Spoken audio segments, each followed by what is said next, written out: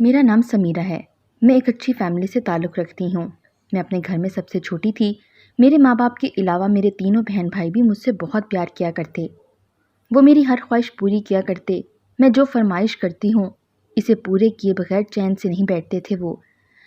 زبان پر الفاظ بعد میں آتے اور خواہش پہلے ہی پوری ہو جایا کرتی تھی۔ کچھ عرصہ پہلے میری امی کی کینسر کی وجہ سے وفات ہو گئی تھی۔ پھر ابو نے بڑے بھائی کی شادی کر دی۔ میری بھابھی بھی بہت اچھی تھیں۔ وہ میرا بہت خیال رکھا کرتیں۔ میرے بھائی اور اس کی شادی کو 1 سال ہو گیا تھا اور اس 1 سال میں اس نے مجھے ماں کی کمی محسوس نہیں ہونے دی۔ میرے بھائی نے میری شادی کی ذمہ داری بھی اسی کے سر پر کر دی۔ اس نے میرا رشتہ ڈھونڈنا شروع کر دیا۔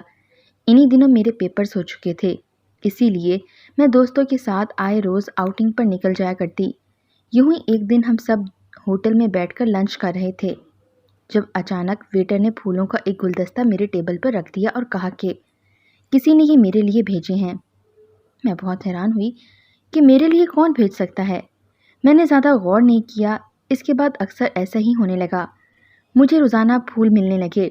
آہستہ آہستہ مجھے ان پھولوں کی عادت ہو گئی۔ میں دیکھنا چاہتی تھی کہ وہ کون ہے جو مجھے پھول دیتا ہے۔ ایک دن میں چھت پر کھڑی تھی کہ میں نے دیکھا کہ ایک شخص جس نے بلیک جیکٹ پہنی ہوئی تھی میرے کمرے کی کھڑکی کے اندر پھول پھینک کر چلا گیا۔ میں بھاگ کر نیچے گئی مگر تب تک وہ شخص جا چکا تھا۔ اسی شام کو بھابھی نے میرا رشتہ طے کر دیا۔ میرا دل نہیں مان رہا تھا مگر میں تو اس پھول بیچنے والے شخص کو جانتی بھی نہیں تھی۔ شاید میری قسمت میں یہی تھا۔ حیرت کی بات یہ تھی کہ جب سے میرا رشتہ طے ہوا تھا شاید اس کو بھی پتہ چل گیا تھا کیونکہ وہ اب پھول نہیں بھیجا کرتا تھا۔ شروع میں اداس رہی مگر پھر میں نے اپنا دھیان اپنی شادی کی تیاریوں میں لگا دیا۔ بہت جلد میری بھابھی نے میری شادی اپنے پسند کے لڑکے سے طے کر دی۔ ہمارا گھرانہ کافی آزاد خیال تھا، اسی لیے شادی سے پہلے کئی بار میرا آمنا سامنا علی سے ہوا مگر میں نے ہر بار یہی نوٹس کیا وہ کافی سنجیدہ رہنے والا انسان ہے، اتنا گھل مل کر بات نہیں کرتا۔ میں نے بھابھی سے بات کی تو کہنے لگیں، ارے اس میں اتنا پریشان ہونے والی کیا بات ہے؟ شادی سے پہلے سارے مرد ایسے ہی روکھے پھیکے ہوتے ہیں، بعد میں سب ٹھیک ہو جاتا ہے۔ تمہارے بھائی بھی شروع کے دنوں میں ایسے ہی تھے مگر اب دیکھ لو کیسے میرے آگے پیچھے پھرتے ہیں۔ بھابھی کی باتوں سے میری کافی حد تک تسلی ہو گئی اور میں نے شادی کے لیے ہاں کر دی۔ میری شادی علی سے ہو گئی۔ وہ بہت اچھا تھا۔ ان کے گھر میں میری ساس، نند اور ہم دونوں رہا کرتے تھے۔ شادی کے اولین دن چل رہے تھے، سب اچھے سے گزر رہا تھا لیکن مجھے کچھ حرکتیں علی کی بہت ہی عجیب لگ رہی تھیں۔ وہ بہت تیز پرفیوم لگاتا تھا جو مجھے بالکل اچھا نہیں لگتا تھا، لیکن چونکہ نئی شادی تھی تو میں کچھ کہہ بھی نہیں سکتی تھی۔ شادی کی رات بھی میں تیار ہو کر اسی کا انتظار کر رہی تھی۔ جب وہ دولہا بنے کمرے میں داخل ہوا تو میں اتنے ہینڈسم شخص کو دیکھ کر بہت خوش ہوئی۔ شادی کی رات بھی میں تیار ہو کر اسی کا انتظار کر رہی تھی۔ جب وہ دولہا بنا کمرے میں داخل ہوا تو میں اتنے ہینڈسم شخص کو دیکھ کر بہت خوش ہوئی۔ اس نے مجھے ابھی منہ دکھائی دی ہی نہیں تھی کہ میری آنکھیں نیند سے بوجھل ہونے لگیں اور میں ویسے ہی وہیں سو گئی۔ صبح اٹھی تو مجھے بہت شرمندگی ہوئی لیکن علی نے کہا کہ کوئی بات نہیں، آپ کو تھکن کی وجہ سے نیند آ گئی ہوگی۔ مجھے اس کی عادت بہت اچھی لگی کہ وہ احساس رکھنے والا ہے۔ ولیمے والا دن بھی بہت تھکا دینے والا تھا۔ 5 گھنٹے مسلسل بیٹھ کر میری کمر اکڑ گئی تھی، اسی لیے کمرے میں آتے ہی کمر سیدھی کرنے کو لیٹ گئی مگر آنکھ لگ گئی اور میں سو گئی۔ مجھے صبح بہت ڈر لگ رہا تھا کہ علی ناراض ہوں گے۔ اگر وہ ناراض تھا بھی تو اس نے مجھے محسوس نہیں کروایا۔ وہ نارمل سا مجھ سے بات کرتا رہا۔ کچھ دنوں کی بات تھی جب علی کام سے گھر واپس آیا تو اس نے اتنی تیز پرفیوم لگا رکھی تھی کہ میری ناک کو چبھنے لگی اور میں غنودگی میں جانے لگی۔ رات کو کھانا کھانے کے بعد ہم سونے کے لیے لیٹ گئے۔ مجھے بہت جلد نیند آ گئی۔ رات کے آخری پہر میں نے ڈراؤنا خواب دیکھا تو ڈر کے مارے میری آنکھ کھل گئی۔ میں نے علی کو آواز دی تو میں حیران رہ گئی۔ میری آنکھیں حیرت کے مارے پھٹ گئیں۔ دوسری جانب دیکھا تو علی غائب تھا۔ میں پریشانی سے اٹھی اور پورا کمرہ دیکھ لیا لیکن علی کا کوئی اتا پتہ نہیں تھا۔ باتھ روم میں بھی چیک کیا لیکن وہ وہاں بھی نہیں تھا۔ میں ڈرتے ہوئے دوبارہ بیڈ پر آ گئی۔ باقی ساری رات میری ڈرتے ہوئے گزری۔ صبح کو ناشتے کی ٹیبل پر علی کو دیکھ کر دھچکا لگا۔ میں نے پوچھا کہ کہاں تھے آپ؟ تو کہنے لگا کہ تم تو بہت جلد سو گئی تھی، مجھے نیند نہیں آ رہی تھی، اسی لیے ساری رات لان میں ٹہلتا رہا۔ مجھے اپنے آپ سے شرمندگی ہوئی کہ بیوی کا کام شوہر کو خوش رکھنا ہے، اور میں روز 9 بجے ہی سو جایا کرتی تھی۔ پتہ نہیں شادی کے بعد اتنی جلدی نیند کیسے آنے لگی تھی۔ اپنے گھر میں تو میں 2 یا 3 بجے تک جاگا کرتی تھی، یہاں پتہ نہیں کیوں۔ علی کے گھر آتے ہی مجھے نیند کے جھونکے آنے لگتے تھے۔ مجھے علی کے چہرے پر ناراضگی تو نظر نہ آئی، مگر میں اس کا طنز سمجھ گئی تھی۔ اگلے دن میں نے دوپہر میں سو کے نیند پوری کر لی تاکہ رات کو جلدی نہ سو سکوں۔ شام ہوتے ہی میں نے تیار ہونا شروع کر دیا۔ تیار ہو کر میں نے علی کا انتظار کرنا شروع کر دیا۔ جیسے ہی وہ آفس سے آیا، میں نے اس کے ہاتھ سے بیگ لیا اور خود مسکرا کر اس کو دیکھنے لگی۔ یہ تھا کہ وہ میری تعریف کرے گا کہ تم بہت خوبصورت لگ رہی ہو، مگر شاید اس نے مجھے دیکھا تک نہیں تھا، اسی لیے میں اس کے پاس چلی گئی۔ مگر یہ کیا، اس کی پرفیوم سے مجھے چھینک کے آنا شروع ہو گئی۔ علی نے بہت تیز پرفیوم لگائی ہوئی تھی، اتنی تیز کہ کچھ ہی منٹوں میں میرا سر چکرانے لگ گیا اور میں پھر غنودگی میں چلی گئی۔ پھر کیا ہوا مجھے نہیں پتا کہ صبح اٹھی تو سر بھاری سا ہو رہا تھا۔ اچانک میری نظر اپنے ہاتھوں اور پیروں پر پڑی تو میری جان نکل گئی۔ میرے ہاتھوں اور پیروں پر سوجن پڑی ہوئی تھی۔ میں سمجھ نہ پائی کہ معاملہ کیا تھا۔ علی بھی کمرے میں موجود نہ تھا۔ ناشتے کی ٹیبل پر ساس نے مجھے کہا کہ تمہارے ہاتھوں کو کیا ہوا ہے؟ میں گھبرا گئی اور کہنے لگی کہ پتہ نہیں، سوجن ہو گئی ہے۔ میری ساس کہنے لگی کہ اپنے ہاتھوں اور پیروں پر کوئی کریم وغیرہ لگاؤ تاکہ یہ سوجن ختم ہو جائے۔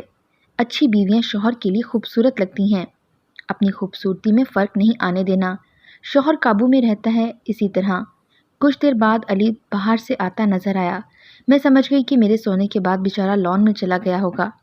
میری ساس اچھی خاتون تھیں، اکثر مجھے سمجھاتی رہتی کہ شوہر کو کیسے مٹھی میں کرنا ہے، مگر انہیں میں کیا بتاتی کہ ہم دونوں تو ابھی تک نام کے سوا ایک دوسرے کو جان ہی نہیں پائے۔ شادی کو 1 مہینے سے زیادہ ہو گیا تھا اور مجھے علی کے دھوپ چھاؤں جیسے مزاج کی سمجھ نہیں آ رہی تھی۔ کبھی وہ میرے ساتھ بہت اچھے ہو جاتے اور کبھی ایسے اجنبی ہو جایا کرتے کہ جیسے مجھے جانتے ہی نہ ہوں۔ یوں ہی اتوار کا ایک دن تھا جب میں اپنے کمرے میں بیٹھی تھی کہ اچانک علی کمرے میں داخل ہوئے۔ مجھے کچھ عجیب سا لگا، وہ بہت جلدی میں لگ رہا تھا۔ میں خاموشی سے بیٹھی اسے دیکھنے لگی۔ وہ تیار شیار ہو کر کہیں چلا گیا اور مجھے بتانا بھی پسند نہیں کیا کہ کہاں جا رہا ہوں۔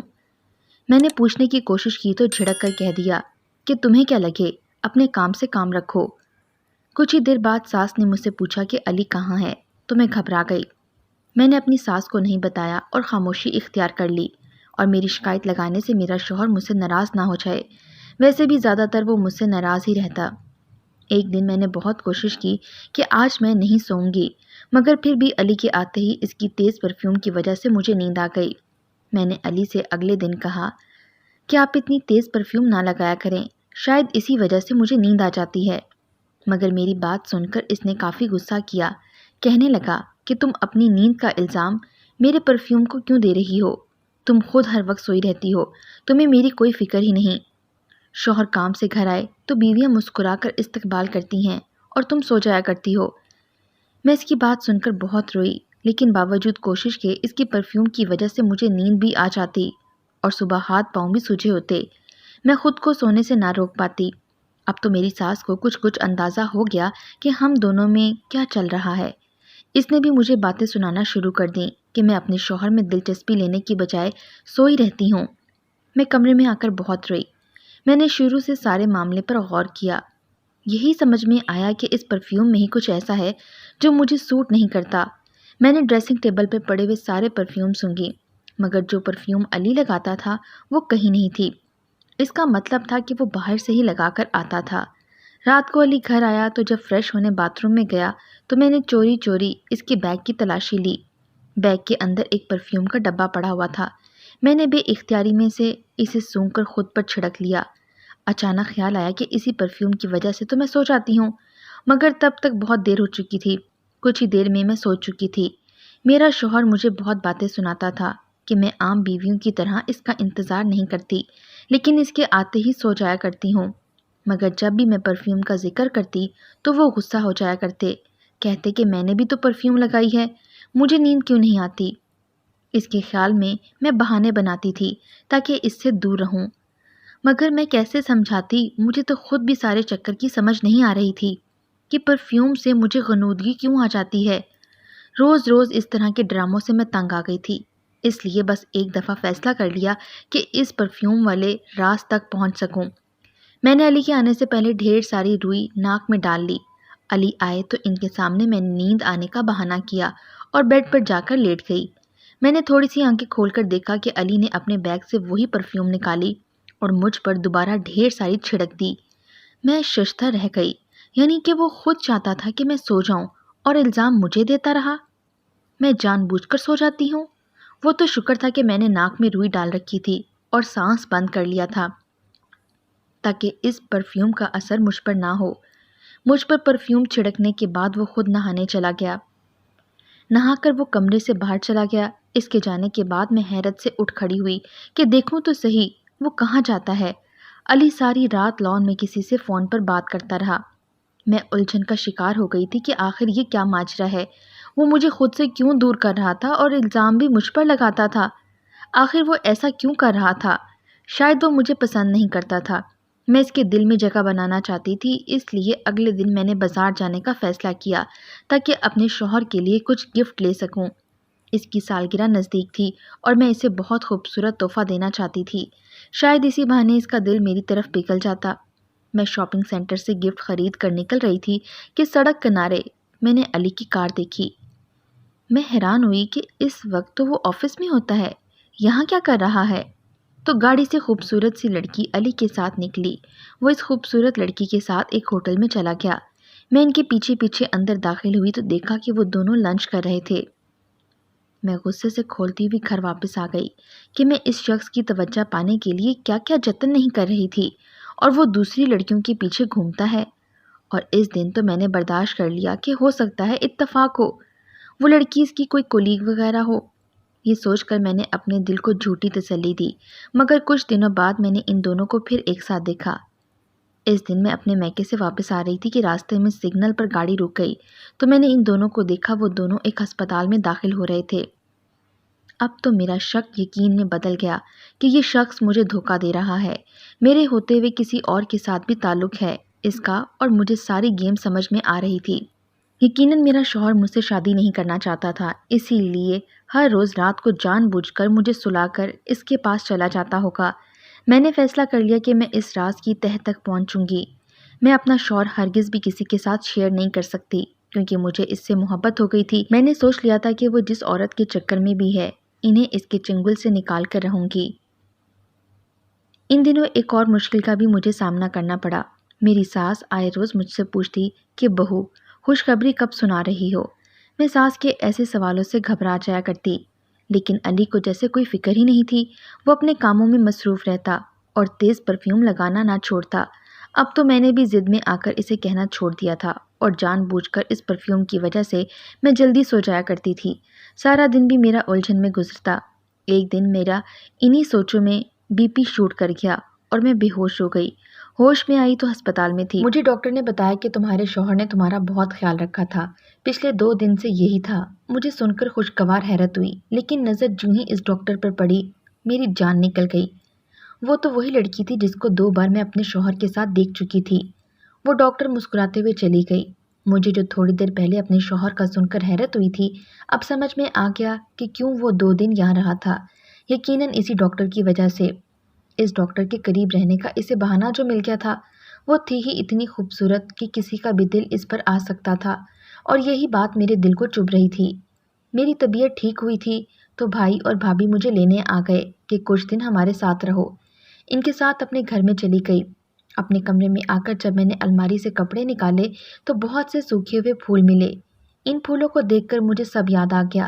کوئی مجھے چاہتا تھا اور دیوانہ وار مجھے پھول بھیجا کرتا تھا، اور آج میں جس کو چاہتی تھی اس کو کوئی قدر ہی نہیں تھی میری۔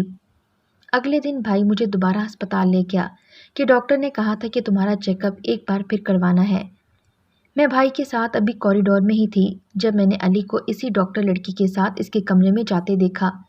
اس لڑکی نے گود میں بچہ بھی اٹھایا ہوا تھا۔ یہ دیکھ کر میرا دل دکھ سے بھر گیا۔ میں بیمار تھی اور میرا شوہر اپنے ہی چکروں میں تھا۔ میں بھاگ کر گاڑی میں بیٹھ گئی۔ بھائی بیچارہ پریشان ہوا کہ کیا ہو گیا ہے، چیک اپ نہیں کروانا؟ میں نے کہا نہیں، پھر کبھی، ابھی ہسپتال سے مجھے وحشت ہو رہی ہے۔ خیر ہم گھر آ گئے۔ گھر آ کر ساری رات میں غصے سے ٹہلتی رہی۔ میرا بس نہیں چل رہا تھا کہ اس لڑکی کو کہیں غائب کر دوں تاکہ میرا شوہر اس سے پیچھا چھڑا کر میرا ہو کر رہ جائے۔ اگلے دن میں بھابھی کو بتا کر ہسپتال چلی آئی۔ میرا ارادہ تھا کہ اس ڈاکٹر کو آج اچھے سے بے عزت کروں گی۔ ریسیپشن سے پتہ کیا تو معلوم ہوا کہ وہ کیفے میں ہیں۔ میں وہاں پہنچی تو جھٹکا لگا۔ میں اس کے پاس گئی تو وہ مسکرا کر کھڑی ہو گئی اور میرا حال پوچھنے لگی۔ ساتھ کھڑے آدمی کی طرف اشارہ کر کے بولی کہ یہ میرے ہسبینڈ ہیں اور یہ میرا کیوٹ سا بیٹا ہے۔ اس نے کرسی پر بیٹھتے ہوئے 2 سال کے بچے کو اٹھاتے ہوئے کہا، جو میں نے کل اس کی گود میں دیکھا تھا۔ میری حیرانگی دیکھ کر وہ ہنس پڑی اور کہنے لگی کہ ہم دونوں کی پسند کی شادی ہے، کسی کو لگتا ہی نہیں کہ میں ایک بچے کی ماں بھی ہوں۔ میں یہ سب توقع نہیں کر رہی تھی۔ میں تو سمجھ رہی تھی کہ وہ میرے شوہر پر ڈورے ڈال رہی ہے، مگر وہ تو خود شادی شدہ اور ایک بچے کی ماں تھی اور اپنی زندگی میں بہت خوش لگ رہی تھی۔ پھر علی کے ساتھ اس کا کیا تعلق؟ وہ کہنے لگی کہ علی ہر وقت تمہاری ہی باتیں کرتا رہتا ہے۔ تم بیمار تھی تو اس بیچارے نے تمہارا بہت خیال رکھا۔ تم بہت لکی ہو، تمہیں علی جیسا شوہر ملا۔ اس ڈاکٹر کی باتیں سن کر میرا دماغ گھوم گیا۔ کیوں وہ جھوٹ بول رہی تھی؟ علی تو میری طرف دیکھنا بھی پسند نہیں کرتا تھا۔ یہی بات میں نے بھی کہہ دی تو وہ بے یقینی سے میری طرف دیکھ کر بولی، تمہیں حقیقت کا علم نہیں ہے، جاؤ جا کر سچ معلوم کرو۔ اس کی یہ بات سن کر مجھے احساس ہوا کہ واقعی مجھے خود سچ معلوم کرنا چاہیے، اور یہ تبھی ہو سکتا تھا جب میں واپس چلی جاتی۔ میں ہسپتال سے واپس گھر آ گئی۔ میری ساس اور نند مجھے دیکھ کر بہت خوش ہوئیں۔ میں نے انہیں منع کر دیا کہ علی کو مت بتائیے گا کہ میں واپس آ گئی ہوں۔ علی کو معلوم نہیں تھا کہ میں گھر پر ہوں، اسی لیے آج وہ کمرے میں آیا تو اس نے وہ پرفیوم نہیں لگایا تھا۔ میں دیکھنا چاہ رہی تھی کہ آج وہ مجھے سلانے کے لیے کیا ترکیب لگاتا ہے۔ مجھے کمرے میں دیکھ کر گھبرا گیا۔ کہنے لگا، تم کب آئی؟ میں نے کہا کہ آپ خود ہی تو کہتے ہیں کہ آپ کے آتے ہی میں سو جاتی ہوں، اسی لیے آج آپ کا شکوہ ختم کرنے کا سوچا ہے۔ علی کی رنگت فک ہو گئی۔ کہنے لگا، نہیں، تم سو جاؤ، تمہاری طبیعت ٹھیک نہیں ہے، میں اسٹڈی روم میں جا رہا ہوں، مجھے کچھ کام ہے۔ وہ اٹھ کر کمرے سے باہر چلے گئے۔ مجھے بہت غصہ آ گیا۔ میں نے غصے سے کمرے میں موجود چیزیں پھینکنا شروع کر دیں۔ میں نے الماری سے کپڑے نکال کر بیڈ پر پھینکنا شروع کر دیے۔ میں نے گھر واپس جانے کا سوچ لیا تھا۔ الماری سے کپڑے نکالتے ہوئے میں نے ایک سفید لفافہ دیکھا۔ نہ چاہتے ہوئے بھی میں نے وہ اٹھا لیا۔ وہ کسی ہسپتال کا تھا، شاید میری ہی رپورٹس ہوں۔ یہی سوچ کر میں نے وہ کھول لیا، لیکن جیسے جیسے میں پڑھتی گئی میرے قدموں تلے سے زمین نکلتی گئی۔ وہ رپورٹس علی کی تھیں۔ اسے برین ٹیومر تھا۔ یہ حقیقت مجھ سے برداشت نہیں ہو رہی تھی اور میں زمین پر گر گئی۔ مجھے یقین نہیں آ رہا تھا کہ یہ سچ ہے۔ میں بھاگتی علی کے پیچھے اسٹڈی روم میں گئی اور ایک اور دھچکا لگا۔ اس کے اسٹڈی روم میں ہر طرف میری ہی تصویریں لگی ہوئی تھیں، اور وہ ساری ان موقعوں کی تھیں جب وہ مجھے پھول بھیجا کرتے تھے۔ اس کا مطلب یہ تھا کہ وہ پھول بھیجنے والا علی ہی تھا۔ یہ جان کر میرے سر پر آسمان ٹوٹ پڑا۔ سامنے جا کر اس کی رپورٹس رکھ دیں تو وہ چونک پڑا۔ میں نے روتے ہوئے پوچھا، یہ سب کیا ہے؟ تم نے یہ سب مجھ سے کیوں چھپایا؟